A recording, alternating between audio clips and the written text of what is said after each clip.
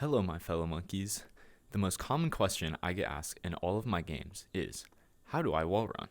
Well, wall running isn't easy, but in this video I'll be showing you the basics of wall running as well as some tips and tricks that I found that make it a lot easier.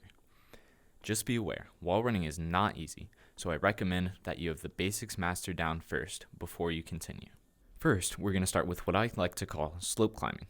Slope climbing is when you climb two walls that are facing away from you. At its very basics, slope climbing is really just tree climbing, as you'll see over here. This is one of my favorite spots to slope climb because you can get away from a lot of monkeys really fast, and there's a lot of places to go up here. So, the first thing you want to do is try to apply what you've learned from climbing on the tree and bring it over to here. You're making circle movements with your hands, and in order not to push yourself away from the wall, as many beginner monkeys do, what you want to do is actually pull in as you're pushing up. So you want to mix those two and go at an angle. So with every revolution of your arms, you're pulling yourself into the tree and you're not pushing yourself away. So you can actually see that if I take out all of my vertical movement, I'm really just pushing and pulling away from the tree. But then if I only do vertical movement, then I go away from the tree and it becomes much more difficult to climb up it.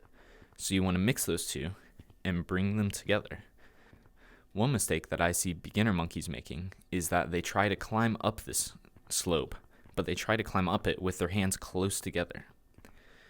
The ideal way that I've found to climb up it is to actually keep your arms kind of at the same angle that the two slopes are going away from you at. So I'm trying to keep my arms pretty much fully extended, and then I only put them forwards if I throw myself back so that I can catch myself.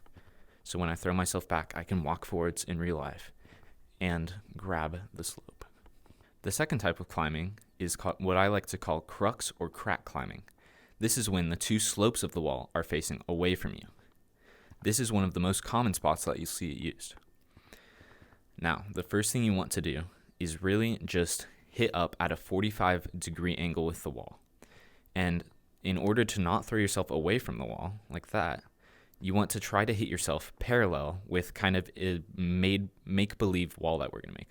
So you kind of average out the two angles, and you can see that we're trying to really go up a wall that is straight like this.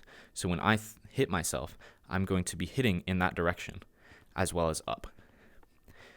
And so you want to hit the walls and throw yourself as parallel as you can along that imaginary wall. Another little tip that I found helps a lot of new players out, as well as me actually, I just recently discovered this, is that you don't want to start moving your hand until it is already touching the wall. So I don't want to start swinging it if I'm coming towards the wall, I don't want to start swinging it out here and try to hit the wall at the end of my swing. I want to start swinging when I've already touched the wall. And so you can see that I'm going to do this in slow motion. I'm waiting until my hand touches the wall, and then I'm pushing it. I'm not hitting it out here and doing it at the very end of my swing, because I found that can take away a lot of your momentum and make it really hard to get up. Another common spot that you'll see people crack climbing is right here behind the forest. This is a really good spot, and a lot of beginners actually find this easier than the other spot I just showed you. Another tip about crack climbing is that you don't have to move your hands very fast. I don't have to be swinging it like I'm trying to hit a home run. The game has a max speed limit that really isn't, it's not nearly as high as you can swing your arm. And so it's more about getting long swings than getting fast swings. And so you really want to be focusing on not moving your hand until it touches the wall. And then you can see I'm not moving my hands very fast, and I'm still going up very far. And of course, when you start, you won't be able to hold yourself up on the wall for as long as I am. So you'll want to be doing it much smoother. Something like this. You also want to keep your hands in your view so that you know where the wall is. If your hand is out of your view, I don't know when my hand is going to hit the wall at. And so you want to be looking at it so that you know when your hand is going to hit the wall. And so then you know when you can start pushing off of the wall. If you're having trouble crack climbing on a wall that is so vertical Then you can come up to this branch, and because the walls, once you get up to this point, because the walls are at less of a vertical angle, it's much easier to jump in between them. And so this can be really good for some beginner practice. By far, the most difficult and most awesome type of wall climbing is wall running. Wall running is very difficult, and so you want to make sure that you have the past two types of wall climbing down really, really well. The basics of wall running is that you want to hit as parallel to a wall as possible. So you no longer have any kind of edge to hold you up. You just push your hand straight along the wall. Now, of course, if the wall is completely vertical, this is going to be insanely difficult. And so to make it easier on yourself, you want to find a wall that has a slant going away from you, something like this. And so this is a really good example, and it's also a very useful wall run. And so you really want to just hit your hand as parallel as possible to the wall so that you get the most height out of your jump and you also don't start slipping. And if you do notice to start yourself slipping, also keep in mind that the thing I said about not hitting until your hand is already on the wall is really important here. Because if I start hitting before I hit the wall, you can see that half of the times I hit, it doesn't even move me. So you really, really want to be focusing on that too.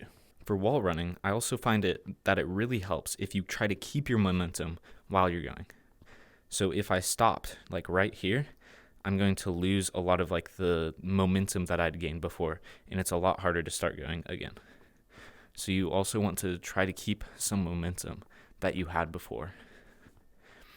Another little tip and cool thing that you can just do in general is I can kind of float on the wall, and to do this, I'm actually walking forward in real life. So that's like the center of my play space, and I'm walking forward in real life. And so that can like kind of attach you to the wall if you start to slip on whatever you're wall running on. I know I've given you all of these tips on how to wall climb, but really the best way to get better at wall climbing is just to do it.